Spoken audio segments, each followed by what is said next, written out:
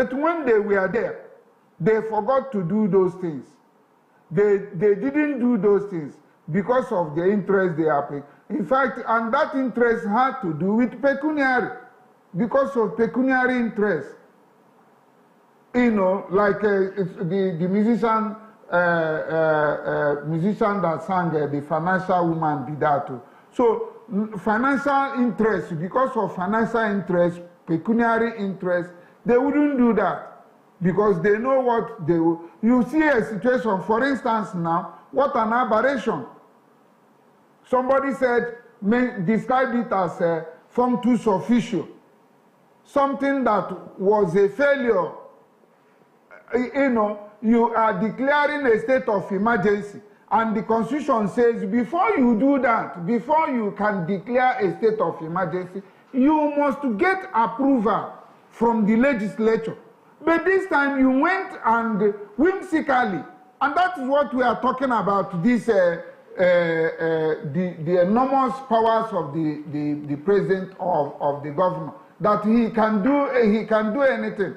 A president declared a state of emergency without following the Constitution, and the legislature, instead of doing the needful by impeaching him for breaching the Constitution, for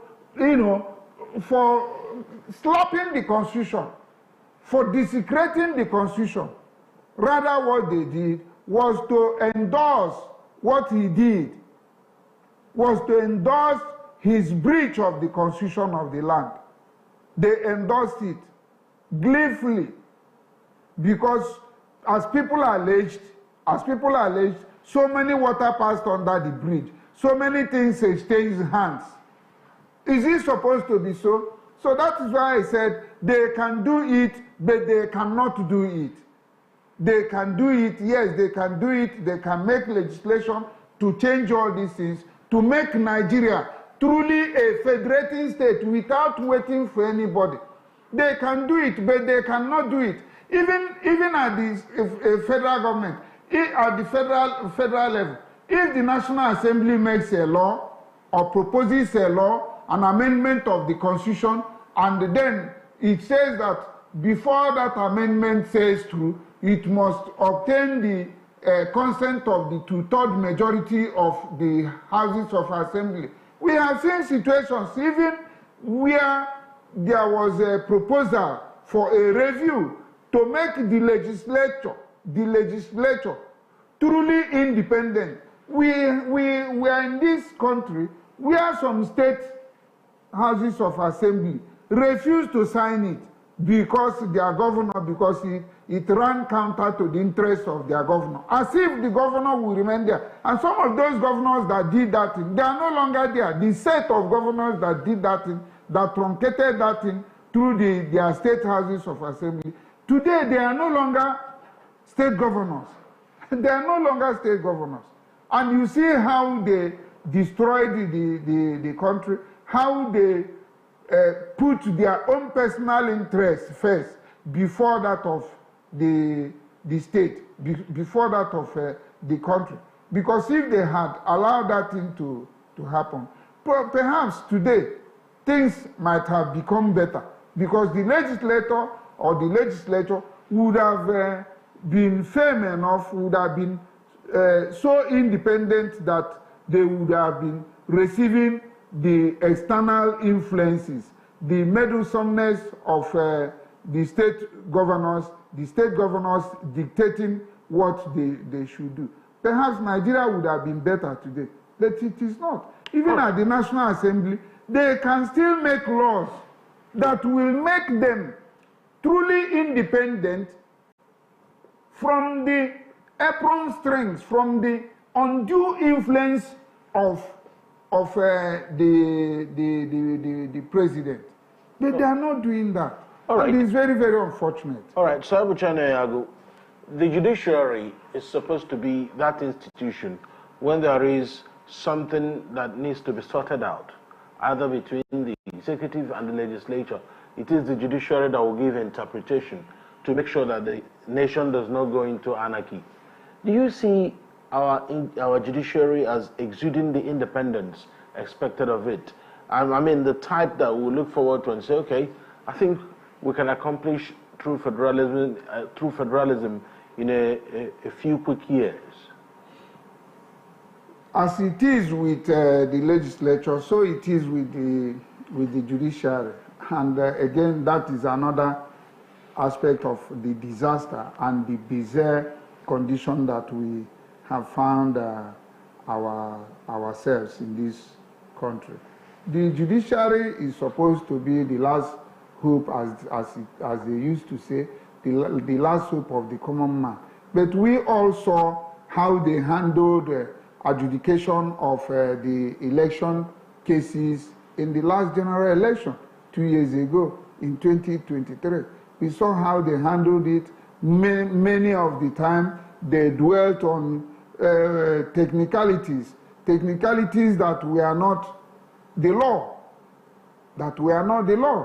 but they just found that excuse of technicality to please somebody. And we all are suffering it today. So to that extent, one can say that the judiciary is also not free. The judiciary is not free. And they have not exonerated even so many, do they call it officers of the temple or officers of the law of Temple of Justice. Temple of Justice, officers of the Temple of Justice. I mean, some lawyers, you see the way they have been lamenting, and they have even some senior advocates, they have roundly condemned what has been happening with the judiciary, especially since 2023. And it's quite unfortunate. And up to now, they are not showing any sign to recuse themselves from that mess. And that doesn't give people any hope of things going to be better in 2027 when another general election will come up. So the judiciary, on their own part, they are not free. They are not free. They are not having that independence. You know, maybe for one reason or the other. They seem to be afraid. They seem to be happy with the way things are, taking the dictations from somebody else when they have that powers, for that person to be afraid of them. For that person, that is, I mean, the president, to be afraid of the judiciary, to be afraid of the Chief Justice of the Federation. But you find it is the other way around, and it's quite bizarre, it's quite unfortunate, because they are not giving anybody any hope. They are not giving Nigerians, let me not say anybody, because there are people that are happy with them, a few number of people in Nigeria, perhaps not up to 1% of the entire population of Nigeria, so that are happy with the current situation. But the rest of Nigerians are not happy. They have lost hope in the judiciary, and they have resigned themselves, including myself, to fate. You know, and should it be so? No. But the judiciary has become a disappointment to Nigerians, to so many Nigerians, to the majority of Nigerian citizens.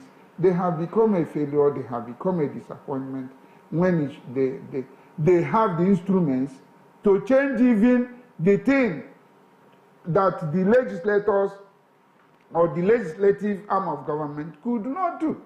Through adjudication, through judicial pronouncements, they can do it, because we have seen cases where judicial pronouncements became law and operational as part of the laws of the country. But they are no longer in a position to give people that hope that with them, that things can, even with the judiciary can make interpretations of the law that can bring about true federalism if the legislature, if they have failed to do so, through judicial pronouncement, through federalism can be, because it is there in the Constitution. When the Constitution pronounces Nigeria as a Federal Republic of Nigeria with federating units, with the states as the federating units, through judicial pronouncement, Nigeria can become, that true federalism can come into place. But they are not thinking of it. If they are giving people hope, some people, even some states or some state governments, could go to court to challenge the issue of not having true federalism. Why is Nigeria not practicing true federalism? And through judicial process and the pronouncements and declarations, true federalism can come about. But they are not looking towards that direction. There are 2 channels now. You can get, or 3 channels, you can get through federalism by executive fiat or by the executive sponsoring a bill for amendment of the Constitution, through Constitution amendment, through Constitution review, through the legislature.